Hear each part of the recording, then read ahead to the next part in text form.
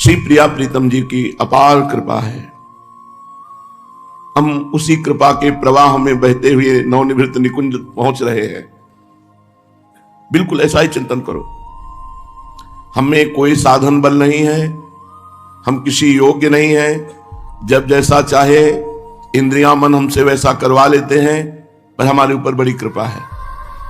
हम लाडली लाल के कृपा के बल से लाडली लाल तक प्रतिपल पहुंच रहे हैं। हमें कोई नहीं रोक सकता, क्योंकि हमारे ऊपर अपार कृपा है। ऐसा अनुभव करो।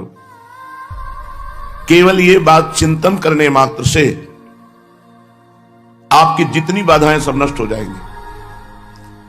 इंद्रियां जो भावे सो करें, मन जो भावे सो करे। अब मेरे में बल नहीं है, मैं प्रिया प्रीतम की शरण में हूं। जैसे चाहे वैसे ही बर्ताव करें। अब कोई शर्त नहीं, कोई शिकवा नहीं, कोई मांग नहीं। बस मैं ये अनुभव कर रहा हूं कि हमारे ऊपर अपार कृपा है और वो कृपा हमको श्री जी तक ले जा रही है। ये चिंतन का विषय है अंदर का। बार बार ये चिंतन करो। जब तुम हार रहे हो तब ऐसा चिंतन करो, जब तुम लड़खड़ा रहे हो तब ऐसा चिंतन करो, जब तुम शोक में हो तब ऐसा चिंतन करो, जब तुम आनंद में हो तब ऐसा चिंतन करो। मैं प्रभु का हूं, इसमें किसी भी लगाव जोरी की बात नहीं है।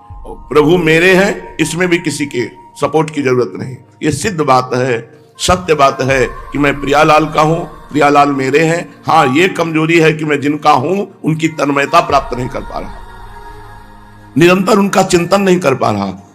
ये भोगों की तृष्णा, ये विषयों का आकर्षण, ये लोक रिझावा, ये मान प्रतिष्ठा सत्य सी भास रही है, जिसके कारण हम अपने प्रिया प्रीतम का निरंतर चिंतन नहीं कर पा रहे हैं।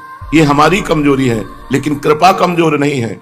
जैसे तिनके का कोई बल नहीं, वायु कहां उड़ाकर उसे पहुंचा दे, ऐसे ही भगवत कृपा, लाडली जी की कृपा हमें नवनिवृत्त निकुंज पहुंचा रही है, पहुंचा देगी पक्का।